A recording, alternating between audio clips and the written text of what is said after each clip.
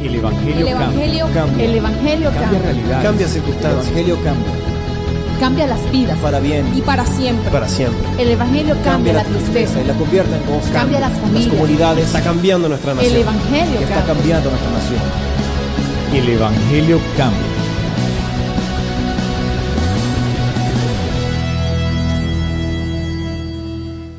Bueno, así es, el Evangelio cambia, está cambiando el corazón de los oyentes, de nuestros televidentes.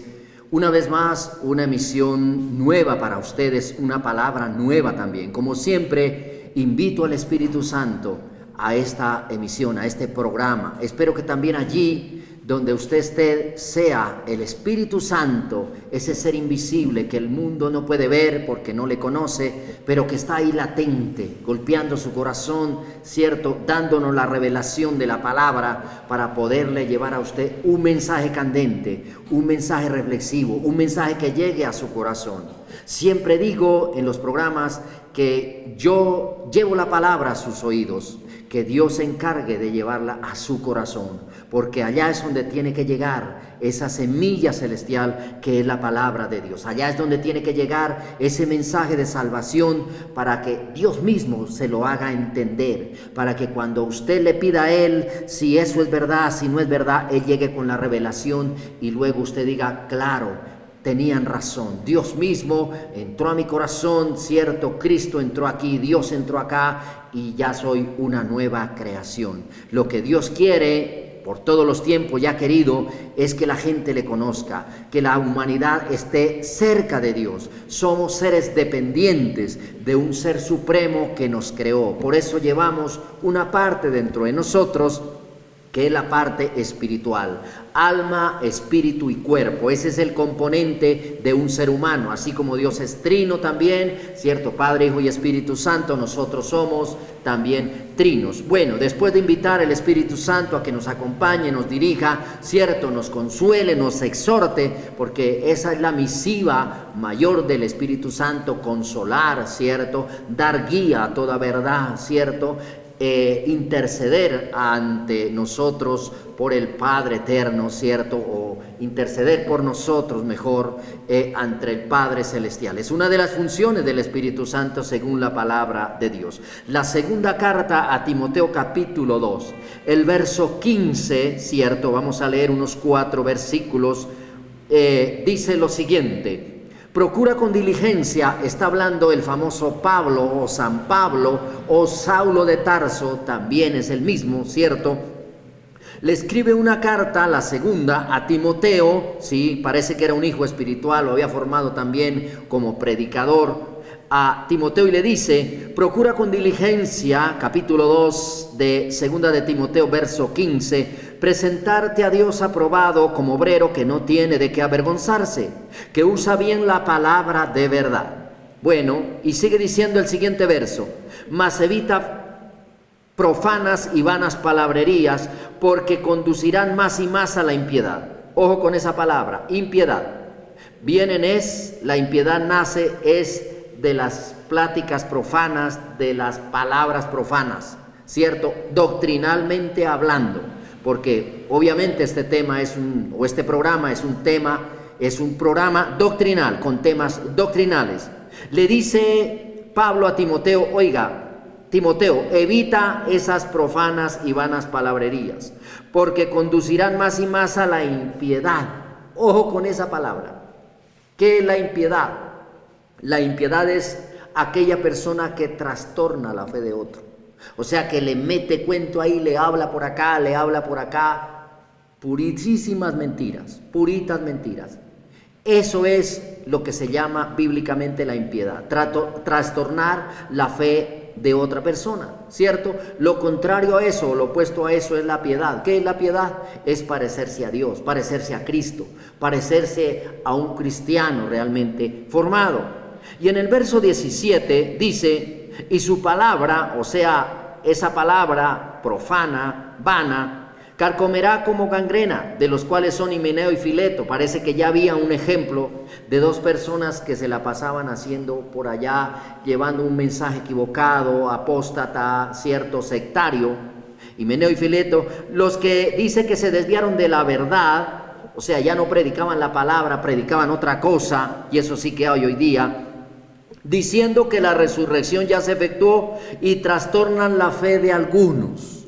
A eso yo le puedo llamar, en este momento aplicarlo como una doctrina sectaria, una doctrina que se llama por ahí de la reencarnación. Eso es profano, eso es sectario, eso es apóstata. Una cosa es la encarnación, ¿cierto? Y otra cosa es la reencarnación.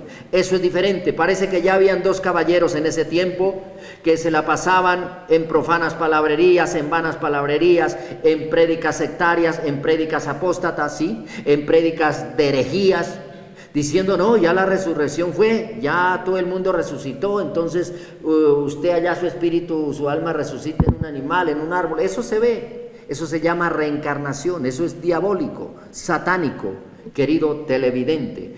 Dice el verso 19, pero el fundamento de Dios está firme. ¿Cuál es el fundamento de Dios? Se llama su palabra. ¿Cierto? Teniendo este sello, conoce el Señor a los que son suyos y apártese de iniquidad, de impiedad, todo aquel que invoca el nombre de Cristo. Reitero nuevamente, la palabra impiedad, bíblicamente quiere decir una persona charlatana, que se la pasa trastornando la fe de otro. Y hay líderes, hay gente que se ha arrastrado a otra gente, haciéndole creer que ya Cristo va a venir por segunda vez. Por allá una historia que vi de casi una aldea completa en un país en Norteamérica, donde el líder les hizo creer que tenían que vestirse de blanco, que Cristo iba a venir, y en el momento de que era la hora precisa les hizo tomarse fue un veneno. Eso fue una noticia mundial, un escándalo tremendo. A eso es que se refiere aquí la palabra de Dios, las profanas y vanas palabrerías, doctrinas satánicas, erradas, ¿cierto? Eso se llama impiedad. ¿Qué es una persona impía? Una persona impía es una persona subjetiva, una persona que piensa y cree a su manera. No le admite reproche a las razones humanas por ningún lado, ¿cierto? ¿Qué más es una persona impía? Una persona que juzga todo subjetivamente, según su manera y no según la verdad.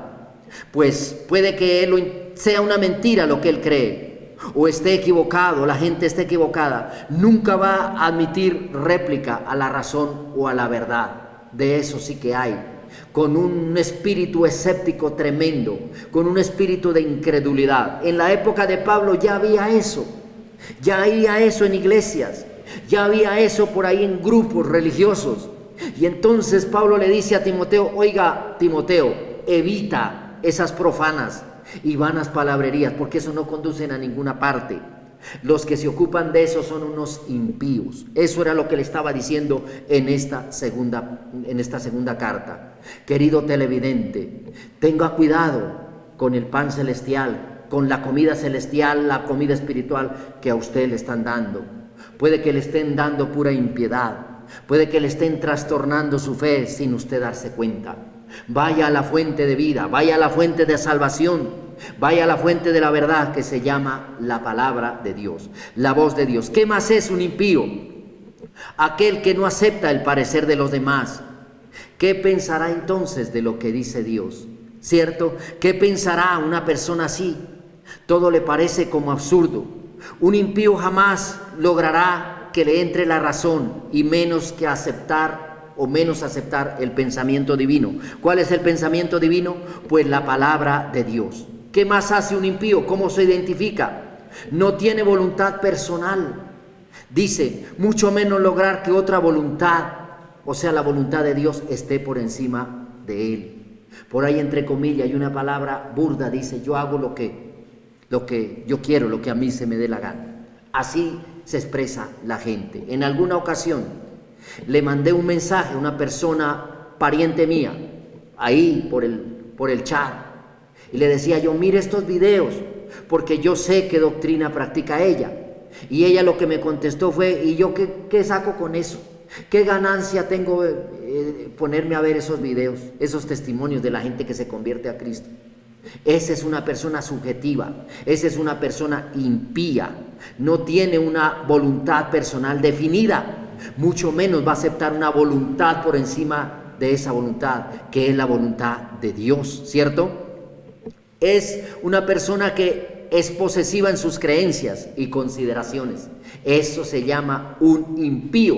En la época, vuelvo a reiterar, en la época de Pablo ya lo habían. Por eso Pablo le dice aquí en el verso 16, evita. ¿Qué es evitar? Hágase a un lado, quítese de ahí. Usted no se ponga a discutir con esa gente, porque mire, esos son cerrados y trancados por dentro, porque no quieren el mensaje de salvación. Mucha gente hay de esa hoy día. Bueno, los impíos son personas que tienen una opinión formada, por lo tanto son cerrados aún hasta el mismo diálogo.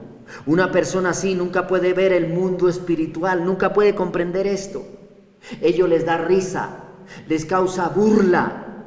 Vi un día un caballero, estábamos en un sermón, en un culto. ¿Sabe qué hizo este impío? Cuando pasó frente a la iglesia y nos vio alabando, se tapó los dos oídos con los dedos. Qué persona tan ofensiva, qué manifestación tan diabólica en ese momento. Digo yo, ¿quién gobernará la vida de ese hombre? ¿Para dónde pensará que va su alma? ¿A qué tipo de Dios cree? ¿Qué tipo de doctrina tiene? Una persona viendo eso ni siquiera es capaz de discernir las cosas espirituales. Eso es un impío. Un impío no quiere aprender algo nuevo. Se siente satisfecho con todo lo que tiene, no se deja corregir. Un impío habla según su punto de vista y su opinión.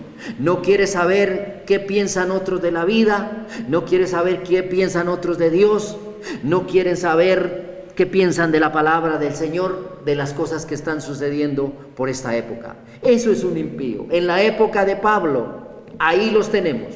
Nombra inclusive a dos en el verso 17, llamado Himeneo y Fileto. Eran de esos que veían o escuchaban un sermón de la palabra y se tapaban los oídos, como ese querido amigo que pasó por frente de la iglesia. Mis ojos lo vieron y yo digo, qué falta de cordura, qué falta de ser persona, porque imagínese eso. Dios mío, si él supiera a quién le tapa los oídos, a quién está ofendiendo. No se podrá jamás enseñarle la palabra de Dios a una persona así, porque ya posee su propia opinión y su propia razón.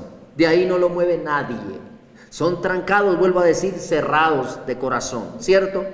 Siempre andan buscando pretextos. Estoy hablando de la persona impía, ese es el tema. Si yo quisiera darle un título a esto, diría yo, bueno, los que trastornan la fe se llaman impíos. Así de sencillo.